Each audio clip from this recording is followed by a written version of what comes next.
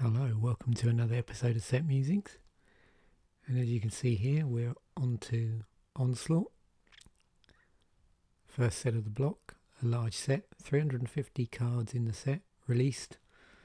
I think it's 07, 10, 2002. I'm just going to check that. That's what, yeah, October the 7th, 2002. So, things to look out for in here. As you can see, there's a lot of stuff going on in the set. It is a very interesting set. There's a cost matters themes in here, creature types, so tribal theme, cycling triggers, gust cloak, mist form. The keywords and abilities to look for are, again, cycling, fear, and morph was a thing in the set.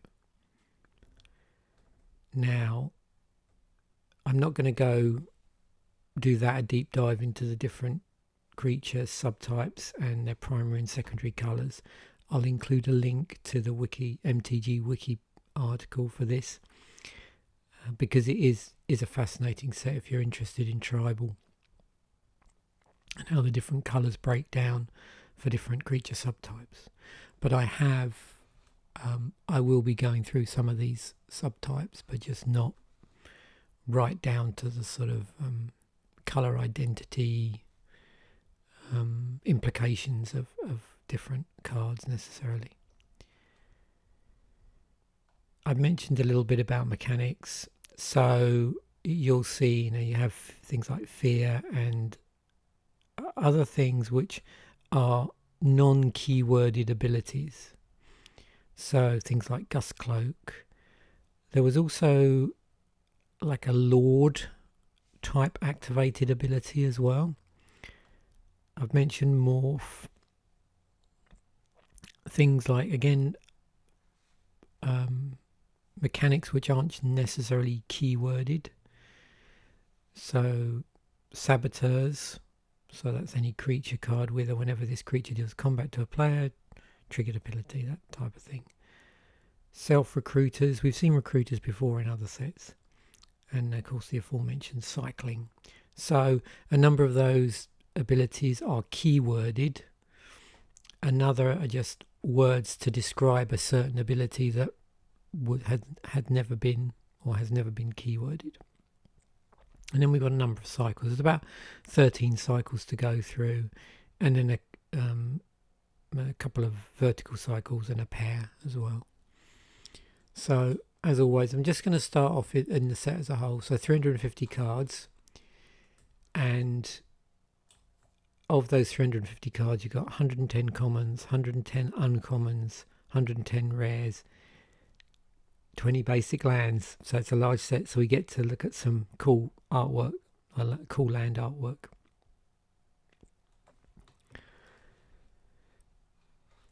So let me just scroll through here and just flag up some stuff that's worth noting. So you see a number of cards do specifically have Lord as a subtype on here. Also, again, we've got combinations of creatures. So we've got bird soldier, bird cleric, and again there's another Lord there. And also, as I've mentioned numerous times before, and many people have commented like fond memories of this in sets, there's something about the consistency of artwork here as well.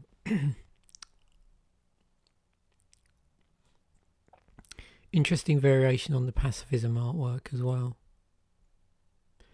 I'll be interested. Let's just see what the price is on that, whether it is a popular. Look at the time. Look at the amount of times they've actually.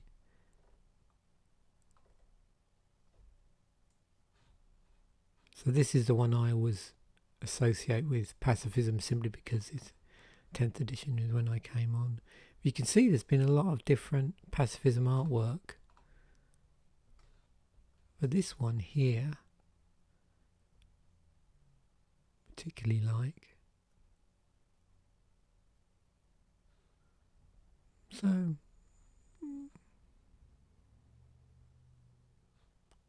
it's not stupidly expensive. Yeah.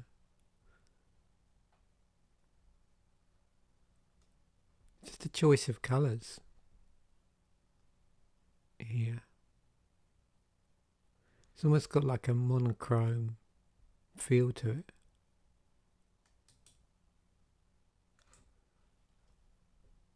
That's supposed to be a chroma. I don't know.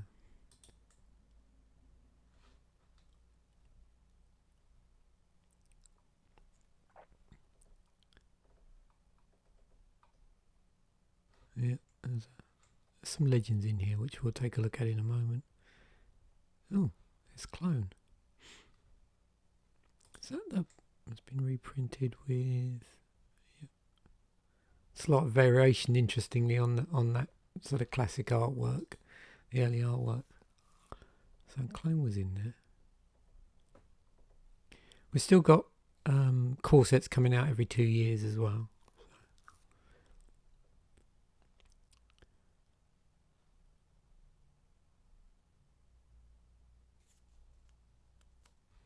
There's our mist forms, which we'll have a look at. There's only a couple of dragons in the set, by the way.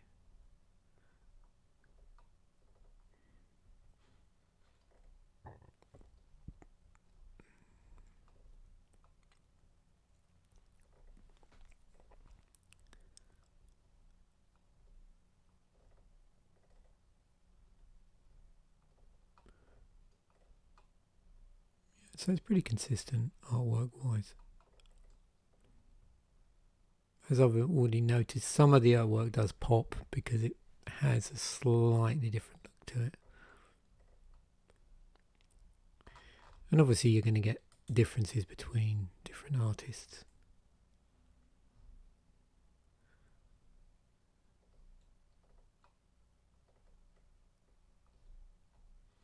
Explosive vegetation.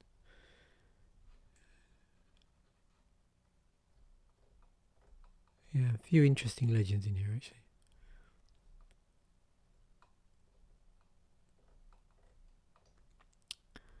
And then we've got artifacts, and we'll come back to the basic land artwork towards the end.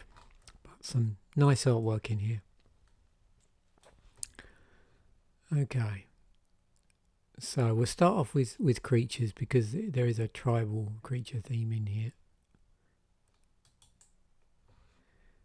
So first up, there's 174 creatures in the set, and as I've pointed out, you get these like hybrids.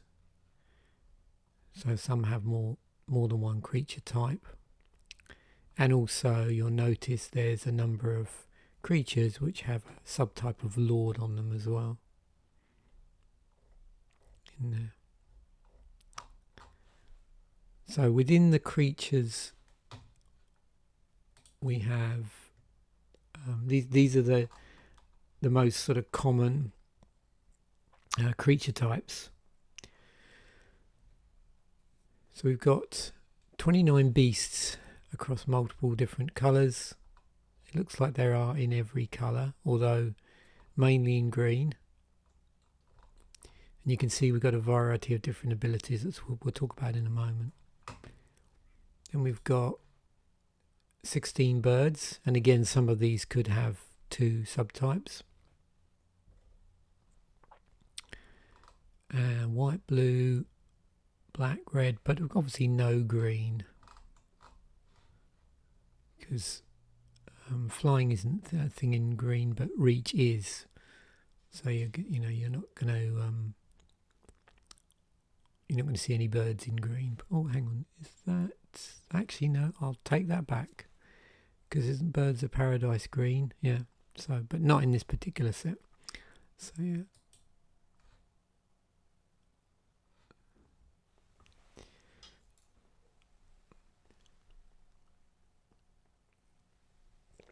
I should more correctly say you don't see flying very often in green. So then we got Clerics. You can see there's a lot of white and black clerics, and that's it. So, as I mentioned before, if you're interested in how the creature type is reflected by the colour identity, definitely read the MTG Wiki article, because it goes into more details there at the predominant colours for the primary and secondary colours for different creatures.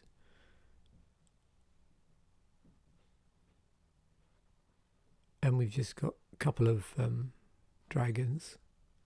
Now, another point, actually while talking about the birds, you can see ones with the name Avon in them are only in white or blue, I believe, yeah.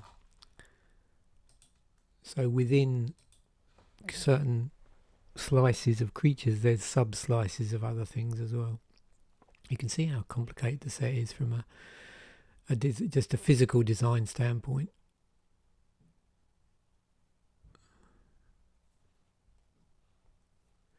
So elves 17, and yep, basically all in green.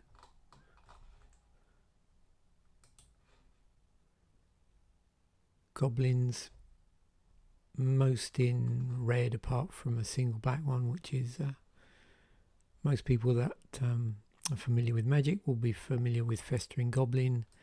I'm not sure how many times this has been reprinted, but it's one of those cards that I always see a lot because it's common. It was in 10th edition. It was 9th edition and Onslaught and Modern Masters.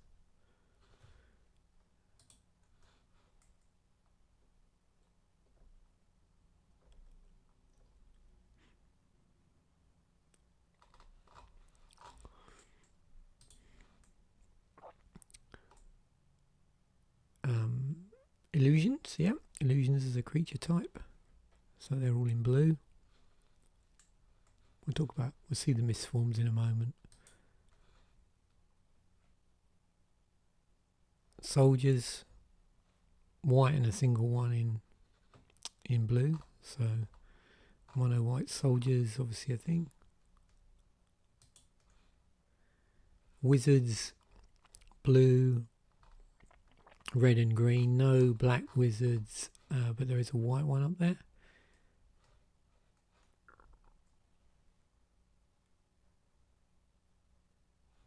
Although there should be, maybe there's... Why did I think there was one in black? Yep.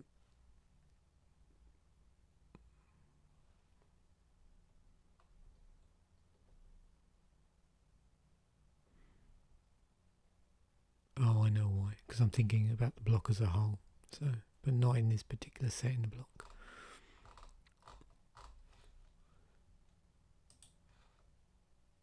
Zombies. Just in black. Okay, so going on to our actual mechanics, first of all, before we get onto necessarily cycles. So fear's a thing in the set. If you're not familiar with fear, fear creatures can't be blocked except by artifact creatures and or black creatures. So we have 5 fear creatures, they're all in black. Makes sense. And we have the Gust Cloaks, they're all white creatures. And you'll see there's a common ability here. So whenever this particular creature, and this is the same on all cards, so whenever the creature becomes blocked, you may untap it and remove it from combat, and you can see for each one, same thing, it references itself. Except for this one, so whenever a creature you control becomes blocked, you may untap it. So this is sort of like a Gust Cloak Lord. So it gives all other creatures Gust Cloak.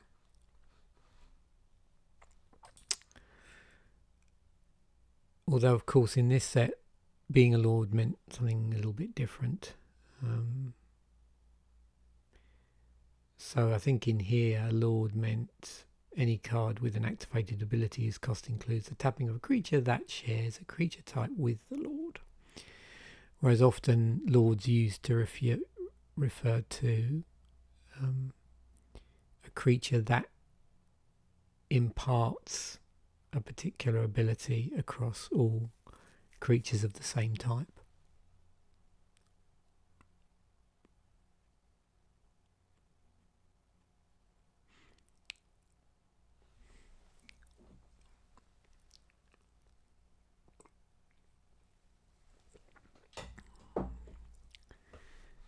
So there's a number of mist form creatures. Just had the name mist form in. And as we saw, most of these, there's an enchantment there, are illusions. So we've got 7 cards that are mist forms. And if I can find it, we had 6 illusions. So basically it's the illusions plus, or the illusion creatures plus an artifact. Sorry, an artifact. Dear me, I'm getting muddled up here. Plus an enchantment. Yeah, plus an enchantment.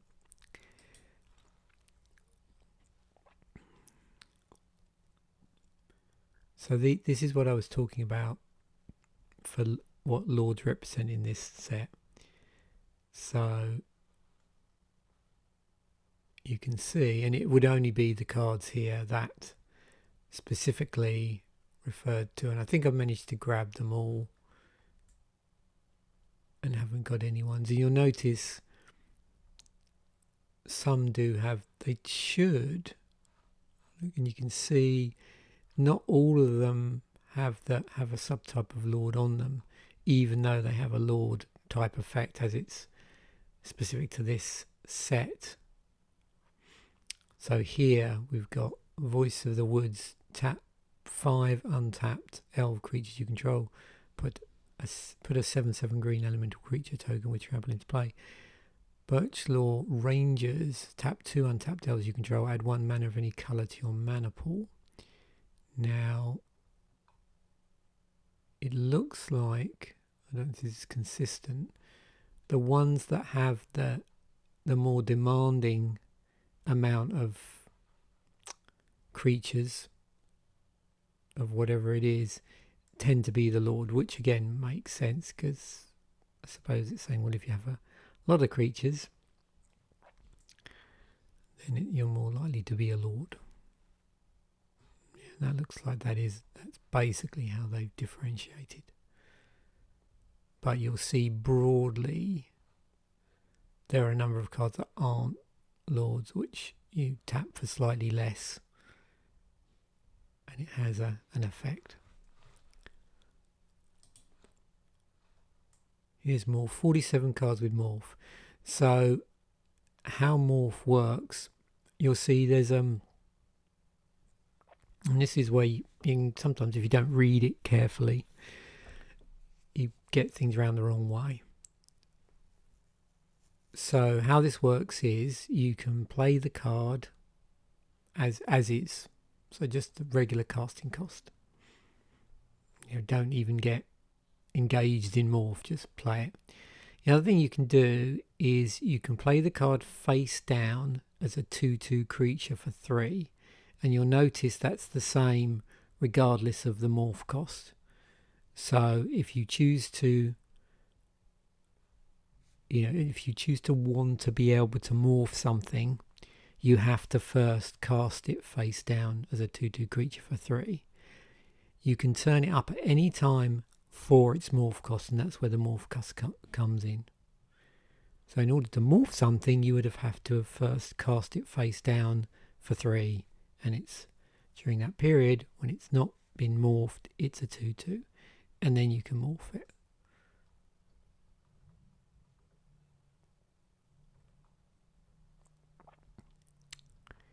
And you can see there are a number of those.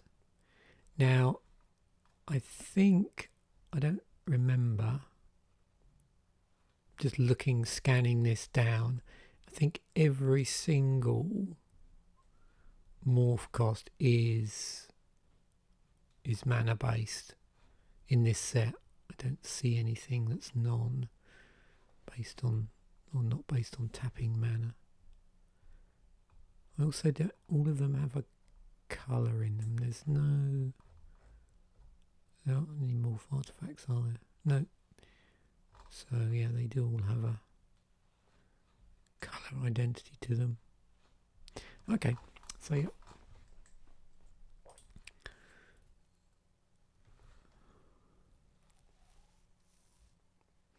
So I mentioned about so-called saboteurs, and what you're looking for with these in the set is it says something like, whenever the specific card deals combat damage to player, that player discards or does something. That player discards something. So whenever the creature does combat damage, there's an effect, and you can see that effect is, there's lots of different things that can trigger. So here it's creature sacrifice, here it's enchantment destruction, discard, sack. And you assume that with most things it might be relevant to the colour of the creature, but see down here, Hystrodon, so whenever this deals damage, there's actually card draw, which I wouldn't normally associate with green. And then there might be other abilities on here that aren't necessarily related to the saboteur style ability.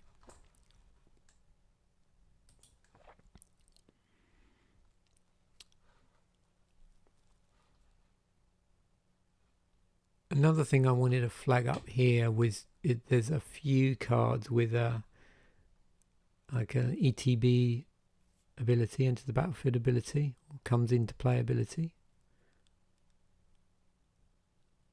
And you get to search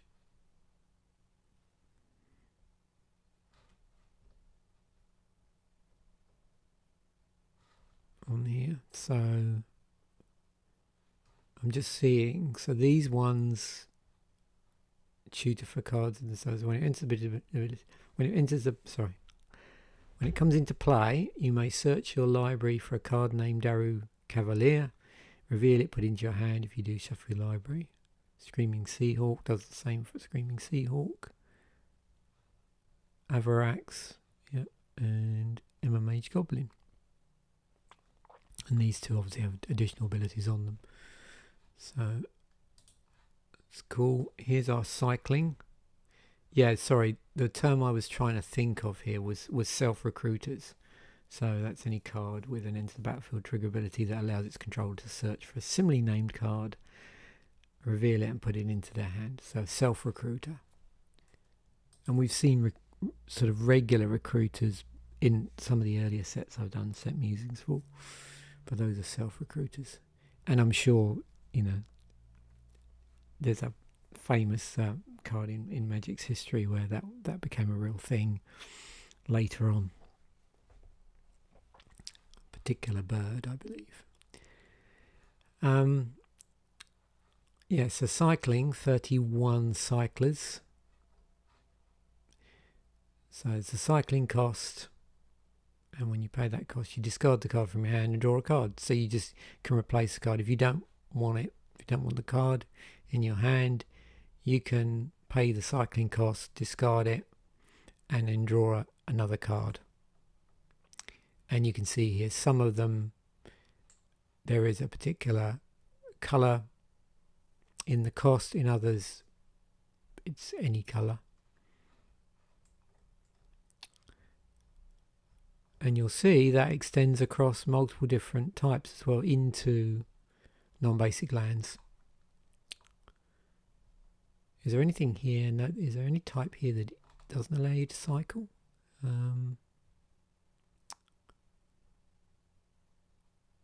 don't see any enchantments that cycle, and I don't see any artifacts either.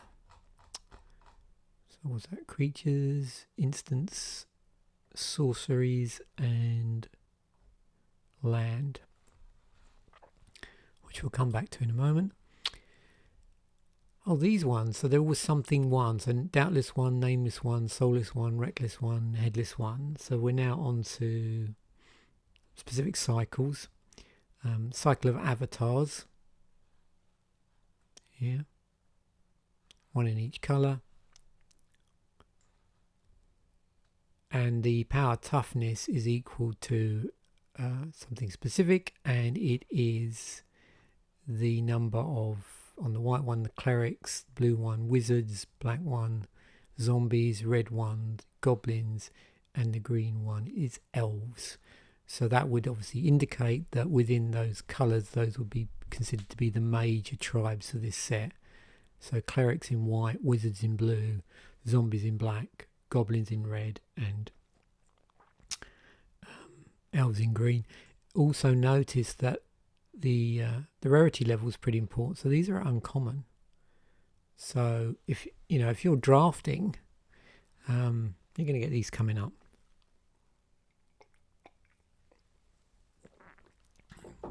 So I bet this was, if you're really big into tribal, this would be a cool set to draft. We'll be interested to see when we do the Deck Durdle episode how that shakes down in sealed. So what happens there? But it's nice in drafting with stuff like this because you can craft the deck a lot better. Okay, we've got chain spells. So these are all chain of something. Inspired apparently by chain lightning and chain stasis. So they're copied by the player. So here, let's have a look at these because I think there's slight variations here with the different cards, but we'll see. So with the white one, the chain of silence, prevent all damage target creature would deal this turn. That creature's controller may sacrifice a land. If the player does, he or she may copy this spell and may choose a new target. Return target non-land permanent to its own hand. Then that permanent's controller may sacrifice a land. If the player does, he or she may copy this spell. Target player discards a spell. So the player that's being targeted, I think, gets the option to copy the spell at a cost. Obviously at a cost detrimental to them. Interestingly, this one doesn't. Chain of Acid. Destroy target non-creature permanent. Then that permanent's controller may copy this spell and may choose a new target for that copy. Okay. So there is no downside for the person that chooses to copy it.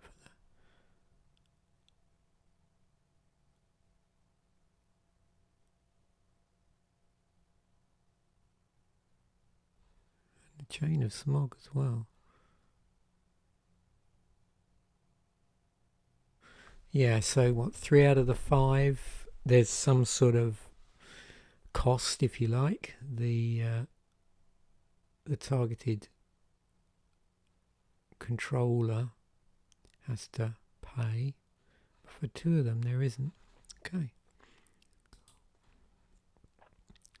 Oh, Cycle of Charms. What do we got? So they will do something slightly different, and they're all tribe specific. So this time around, the white one's a soldier. Well, this one you can change the creature type. So they are creature type specific, but each one slightly different variant. So this is a black one, but it's clerics. Okay. Wizards. So it looks like somewhere there is either a reference to a specific creature type or just a creature type generally, somewhere in the ability. And it's modal, so you get to choose one. Yeah, is there 3 choices on there? Yeah, 3 modes. That's cool. It's an interesting looking set. I don't know what the power level's like. We'll get a bit better feeling when we get onto the Deck Durdle episode. So this is a cycle of crowns, one in each colour. Variety of things. They all enchant creatures.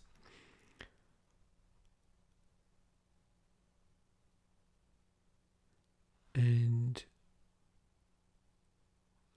so we'll look at the first bit. So you can see here, the first part is generally what I would call on colour abilities. So the white one, the enchanted creature, has some sort of protection. In this case, it's black or red, from black and red. The blue one is flying, gives the creature flying. This is something you sometimes see in black, where you get like a plus effect on the power, but a negative effect on the toughness. There's another asymmetrical pump here, but this time around it's just a single on the power, nothing on the toughness. And then there's a symmetrical one on the green, +1/+1. But then additionally, if you sacrifice the enchantment, you get this additional effect here. So the white ones, it extends it basically to all creatures that share a creature type, I believe. Yeah. So that's, again, you have to be mindful that's across the board. So any creature that shares a creature type with the enchanted creature will get that particular ability extended to it, or bonus extended to it. Cycle of couriers.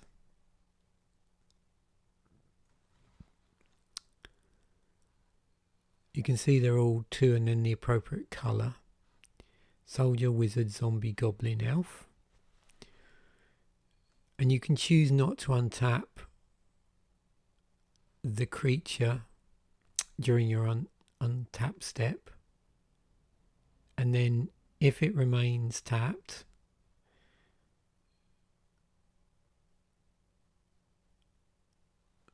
so let me just have a look at this. You may choose not to untap Fragile during its untap step. It's interesting. It says 2 and a green, then tap it. As long as Everglow courier remains tapped, target elf gets +2/+2 and has trample.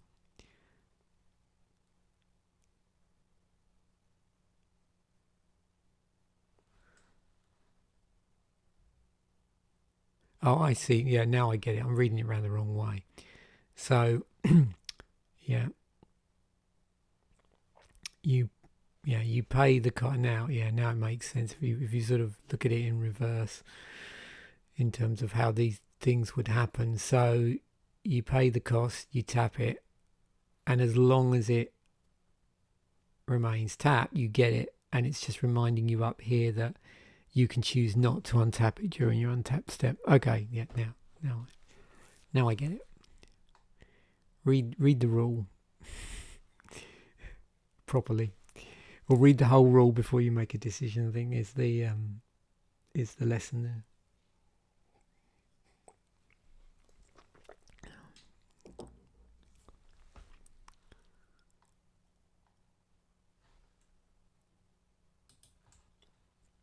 Aha, cycling on land. Okay, cycling lands. So they come into play tapped, tap, add white, in this case the white one, white to your mana pool, and then you can also, there's an option if you have the land in your hand, you can actually just discard it and draw a card. And yeah, everything in here, all the abilities are on colour. So.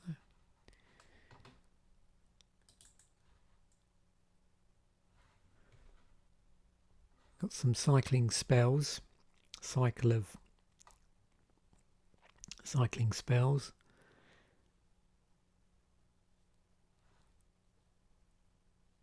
And you can see what's interesting about this is you do get something when you cycle it. I suppose you could say it's a slightly watered down effect. So in its pure form, the Sunfire Balm you get to prevent 4 damage. If you choose to cycle it, when you cycle it, it'll just prevent 1 damage. And you can see the same with the counter spell here, and the the -4/-4 effect goes down to -1/-1. 4 damage goes down to 1 damage, and the pump spell of +4/+4 goes down to +1/+1. 4 out of the 5 are instants, and the damage spell, the red one, is a sorcery.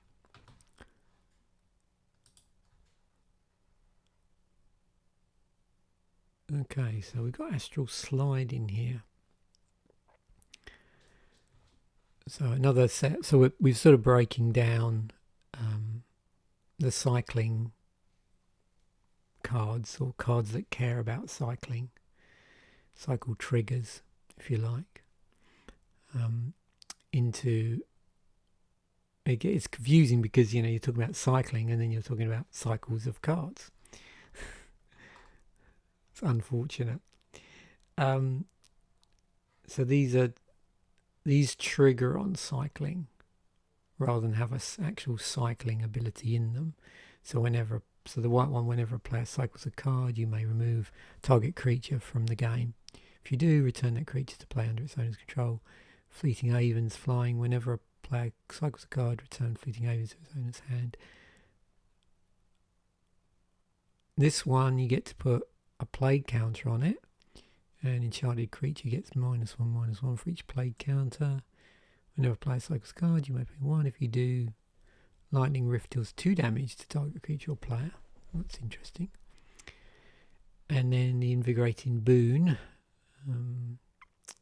So for this one, whenever anything gets cycled, you may put a +1/+1 counter on target creature. Legendaries. So Jareth in white, Arcanis the Omnipotent. God, I said that right, didn't I? I always tend to think it's impotent, but it's not. It's omnipotent. Now I can't even say it. You know what I mean. Ixidor, Rarity Sculptor, Visara the Dreadful, Rock's Bladewing, Camel Fist of Krosa, and Sylvosk Rogue Elemental. So 1 in white, 2 in blue, 1 in black, 1 in red, 2 in green. I think, if I'm right, see, I always get confused with Kamal. I don't know what makes me think. Oh, isn't Kamal in 10th edition in a different colour, maybe? That's what I'm thinking of. I know Arcanis is definitely in 10th edition. So those are our legends. So, there's a specific set of, you remember I mentioned earlier when we were looking at lords, within there appears to be certain lords which have the title Lord, but all have this, 5. So all of the ones that are specifically lords, they all require you to tap 5 of the particular creature if you want to get this effect. I think going forward, these don't have Lord in the so they've been errated to not have Lord in the creature as a creature subtype. There's actually 2 in white. One for the clerics, one for the soldiers.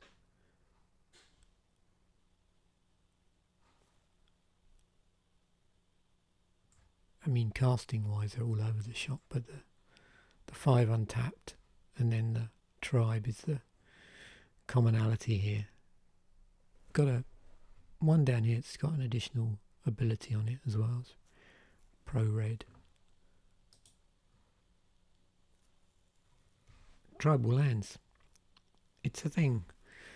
So, interestingly enough, for each colour, they do just generate colorless mana, but they will, at a particular color cost, and tapping them, do something tribal. So target soldier gets +1/+1 for this one.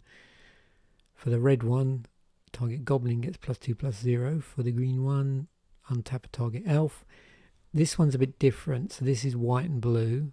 Sacrifice a bird, draw a card. And also this one, there's separate abilities. One for white, but both are specific to clerics.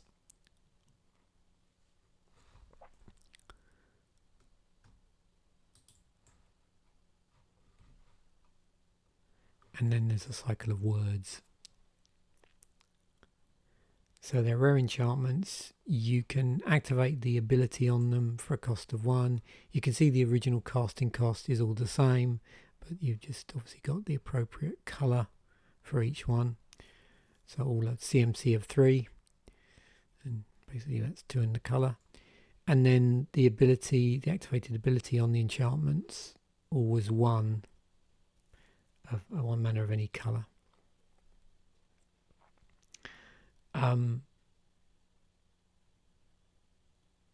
So we have a replacement type effect, I suppose, here, where you've got next time you would draw a card this turn, you gain 5 life instead. Next time you would draw a card this turn, each player returns a permanent she controls.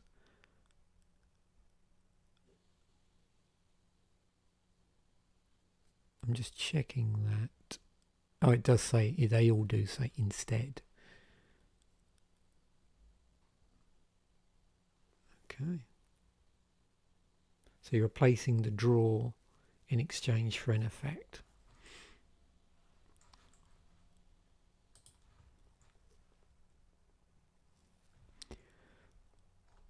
I've just filtered for all of the rare basic lands, but within this there is a cycle, and you can see you've got allied coloured fetch lands. Did I put that in? They are in colour order, but it's going to be a little bit weird.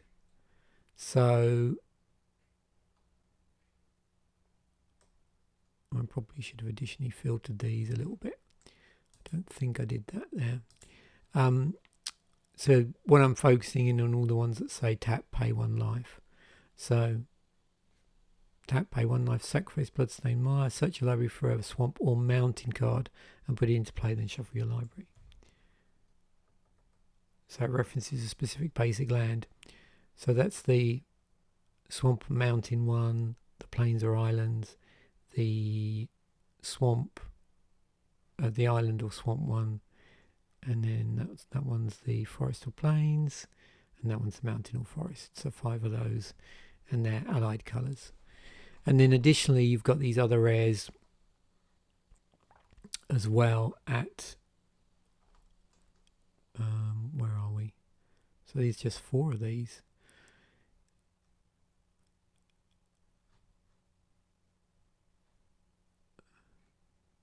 In fact, I think I've mentioned, let me just check this.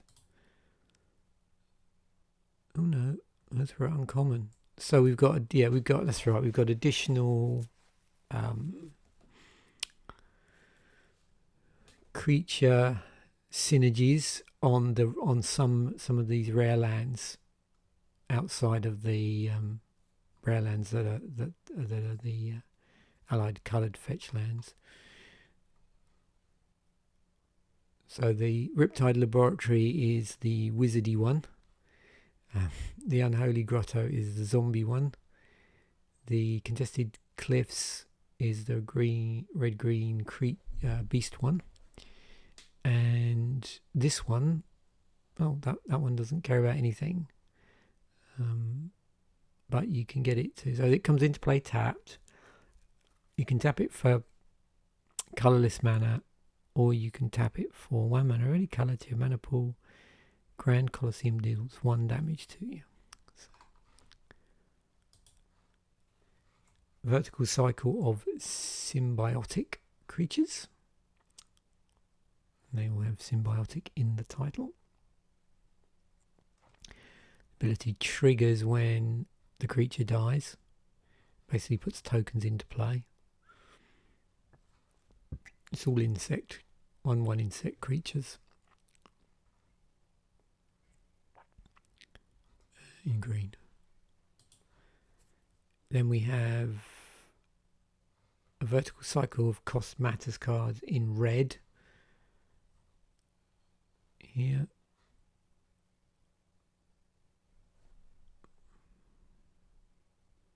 So dependent on the number of cards revealed, you will get an effect.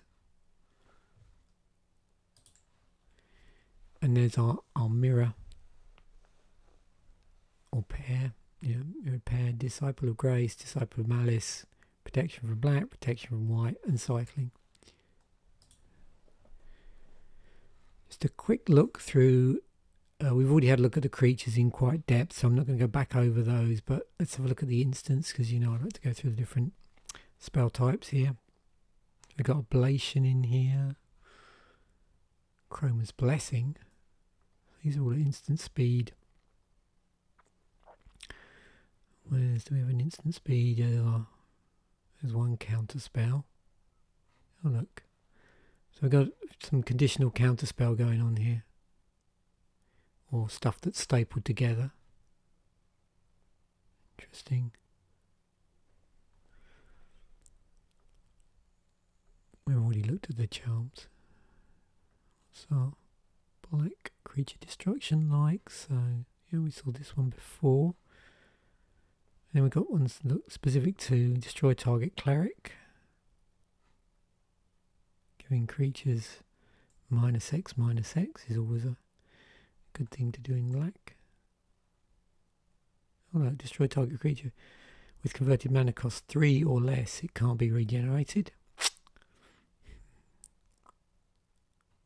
Power 2 or less. That's the SWAT one.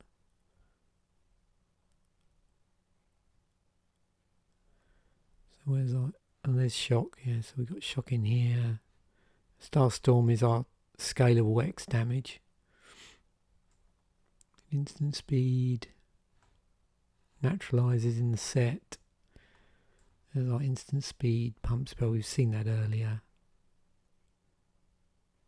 There's one based on elves there.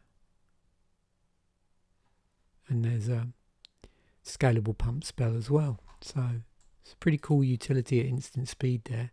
Sorcery. Oh yeah, there's our Wrath effect with cycling on it. Card draw, which is creature specific. Oh, stealing stuff or something he's seeing. You can see there's certain legends here that feature in the artwork. We've seen a few already. I wonder who that is.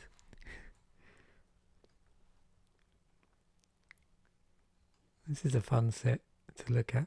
I don't know what it played like. Again, it was cool. Like a previous set, someone put a really useful comment about their experience of Magic roughly around the time.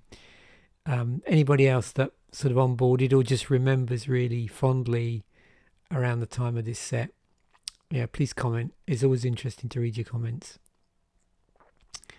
and your own sort of musings on how you felt about the set. It's always particularly interesting if it is your first set as well, because it's something about that. Always feel a little spoilt sometimes when you get on later sets and then you look back and the earlier sets seem, relatively speaking, underpowered, but in some ways had more interesting and skillful interactions and effects that took a lot of thought. Oh, there you go. Explosive vegetation. Yeah, I'm just looking to see what sort of ramp we have in green. What's our sorcery damage like? Oh, there's Searing Flesh. And there's Insurrection. So you'll see that in red as well. There's certain, gain control of creatures' effects in red, but only till end of turn.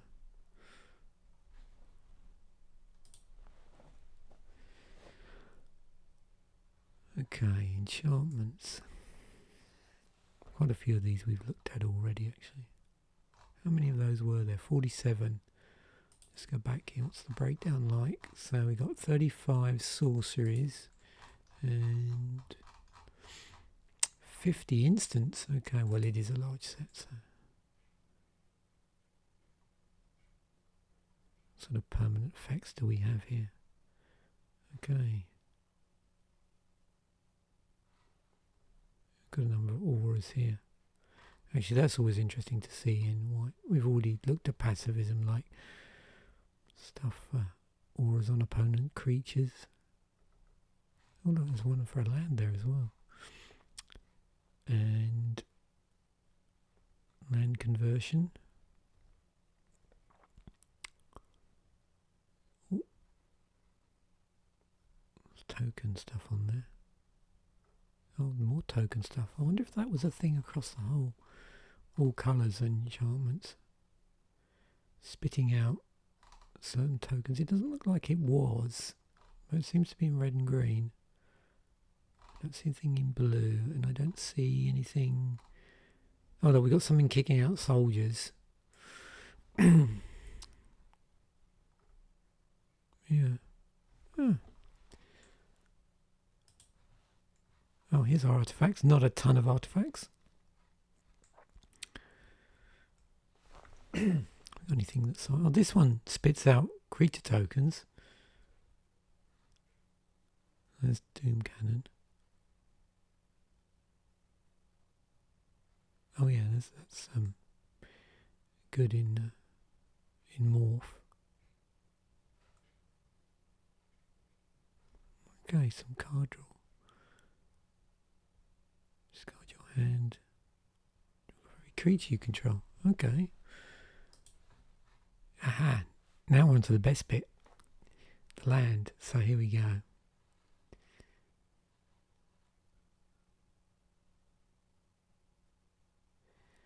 What's my favourite here? Probably that, maybe.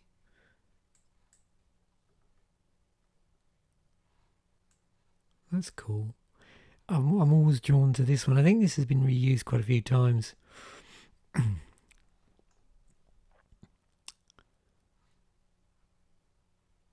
one's pretty cool.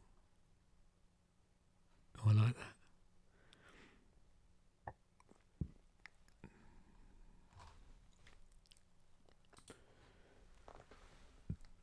And then we're back to the set as a whole.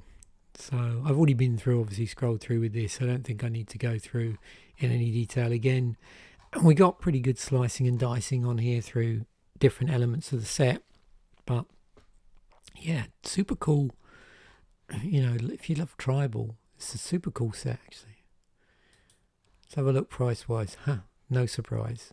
Wow. Okay, we haven't seen expensive cards for a while. I don't think. Most of the time, the previous sets we've looked at, they were around what? Most expensive card I think were around $30. So we're up to 100 again.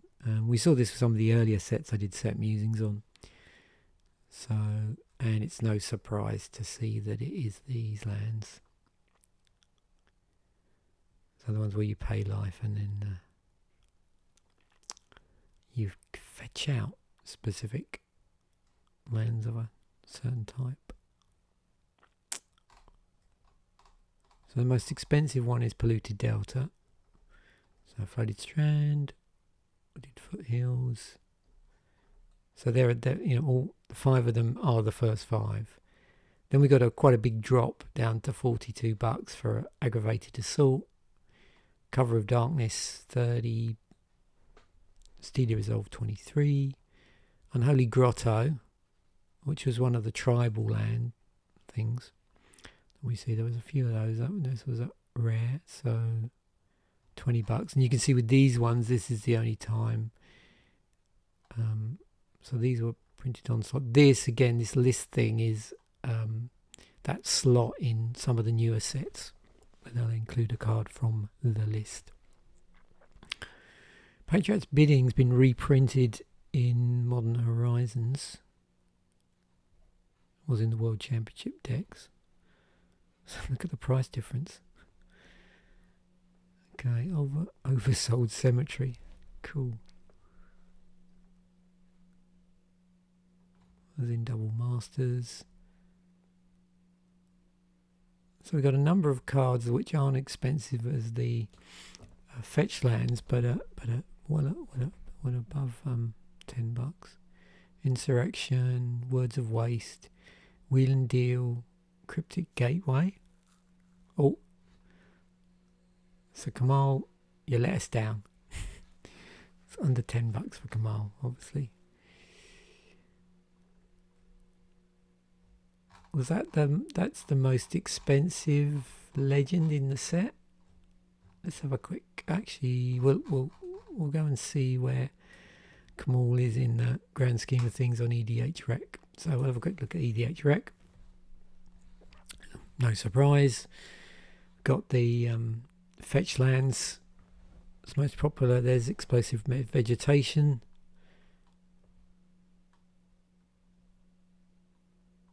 So from the point of view of the decks that are featured on EDH Rec, Arcanus is the more popular legend.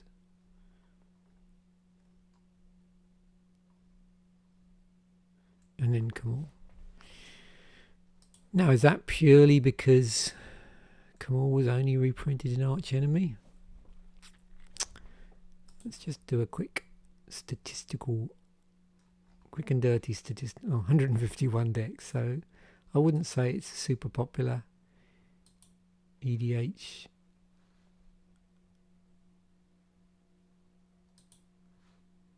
thing. Yeah, anybody in the comment section want to make a comment on this card? Is it a feature in a particular deck? Is it popular in anything?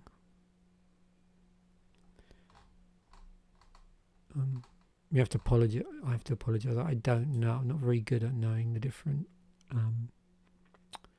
like Eternal.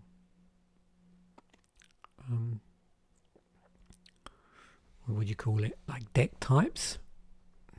So I don't know if there is a group, a deck, one of the Eternal formats that features that card heavily. So Carnis, I was always under the impression that this was popular to build around, but there's only 190 decks. Maybe it's more popular as a support card, actually, thinking about it. You can do that here. Does it give you the count? Yeah, so